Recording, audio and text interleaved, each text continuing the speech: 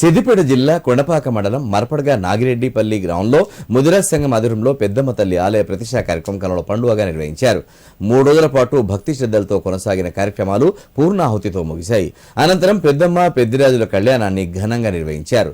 వేణుగోపాల స్వామి దేవాలయం ప్రధాన అర్చకులు అజయ్ ఆచార్య బృందం ఆధ్వర్యంలో వేద మంత్రోత్సవాల మధ్య కార్యక్రమాలు జరిగాయి. కళ్యాణం అనంతరం భక్తులు ఒడిబియాలు పోసి మొక్కులు చెల్లించుకున్నారు.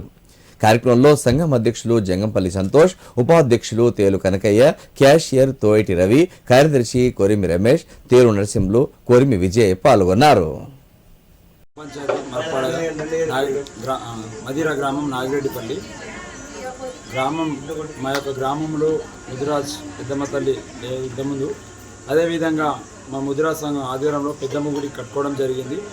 అదేవిధంగా 3 రోజుల నుంచి చండీ యాగము, అదేవిధంగా ఈరోజు విగ్రహ ప్రతిష్ట పూర్ణావతి కూడా కంప్లీట్ చేయడం జరిగింది.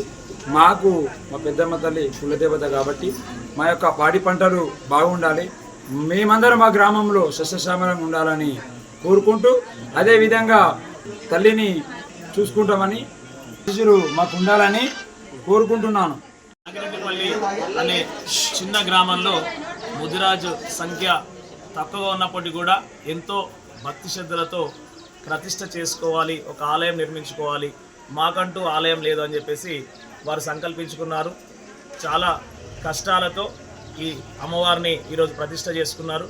మరి 3 రోజుల నుండి ప్రతిష్టా మహోత్సవం చేసుకుంటున్నాము. ఈరోజు మహాపూర్ణావతి చేసుకొని అమ్మవారి ప్రతిష్టా కార్యక్రమం పూర్తి చేశాము. మరి కాసేపట్లో అమ్మవారి కళ్యాణం ఉంటుంది.